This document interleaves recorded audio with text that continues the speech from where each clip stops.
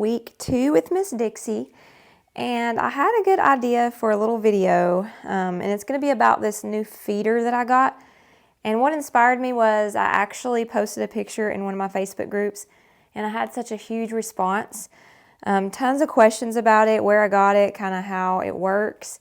I really figured I wasn't the only one that had one of these, just because it seems like such a great idea. So I guess there's a lot of people out there that are really inquiring about it. So I thought I'd do a good video on it, a close-up of how it works. I wanted to show you guys because I love it and she loves it. And the minute I got it, she hopped right in it. So this is her new cage. She's been in this for about 3 or 4 days now.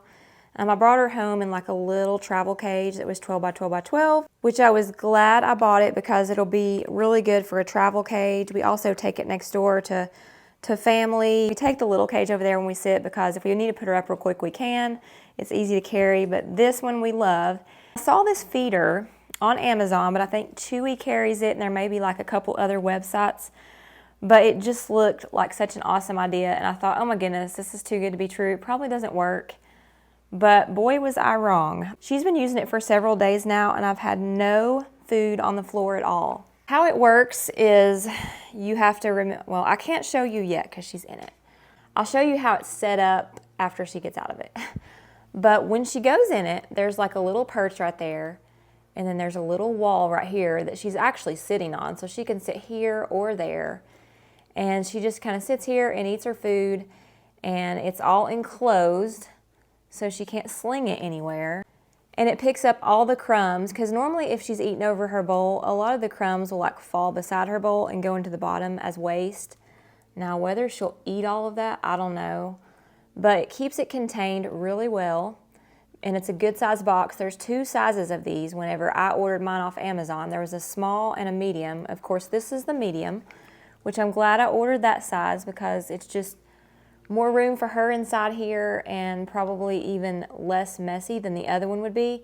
Maybe if you had like a small budgie, the other one would be better. But still, even at that, I think this one is a great size, probably for even budgies, because several of them could get in here and eat. I have this little splash guard on my cage, which also works really good. I love this. It even helped when I just had regular bowls inside of here. This little feeder right here can go on the inside too. It has other clips that can mount to it, and it came with. So if you wanted to keep it inside of your cage and not on the outside, that would work as well. I just think it's so cute on the outside because we can just look over here and see her right through this little clear cube eating. It's so adorable. Now, of course, if you have a bird that maybe likes to get their food and take it somewhere and eat it, and of course that could be messy. But if they stay in it and eat like she does, then you're not going to have any mess at all. Like literally, I've had nothing. I've not had to vacuum anything up. So I really love it, and she loves it. She wasn't afraid of it at all. She actually came down here and went right inside of it. Now, you know, I don't know, that might just be her personality. It might take your birds just a little bit to go into it, but she was not scared of it at all. And Miss Dixie is definitely a grazer. I don't know if you guys have like conures. The girls eat like a lot throughout the day. Now I do let her out a lot, and I like to let her get lots of exercise. I'll let her fly back and forth to me, and then she'll go back and eat a lot. So that probably does expend a lot of energy, letting them fly around. So she does graze quite a bit. In the morning I give her fruits and vegetables in a bowl, but I do that outside of this cage. If she'll sit beside me in my chair over there, I have like a little bowl in the living room, and she'll sit there and eat. And she seems to like to eat her vegetables and fruits out of her cage, because in here she mostly eats her pellets. So I think she's gonna eat all day. We'll take a little break, and I'll come back when she's done and show you guys how this thing works and attaches to the cage. All right, she's finally left the feeder. Little pig. I'll walk over here and she'll probably go back in it. Now, what I did was put a little perch beside it, because I'll show you guys how it worked before. This thing is super easy. It comes with these little hooks that you screw on here, which are very easy to get on, and it just lifts right up, just like that. Oh, and she's gonna come down. A lot of people have these style cages, and they have like a little hook there, just like the little bowl of water I've got here, and it hooks into this, and it goes inside the cage. So when you're using this feeder right here, just, of course, open it up and leave it opened. Now, I'll show you guys why I have this little clip here. You could probably use other things as well. I'm gonna measure this so you guys can see how big it is. So it's just a hair over 6 inches, and the height of it is about 6 1/4. It's about a perfect little cube, and it's made out of acrylic. And like I said, it comes with these hooks right here, and then it comes with some hooks that you can put on the back if you want to hang it inside of the cage. Also, I wanted to measure the little divider for you guys so you could see it, kind of where everything was.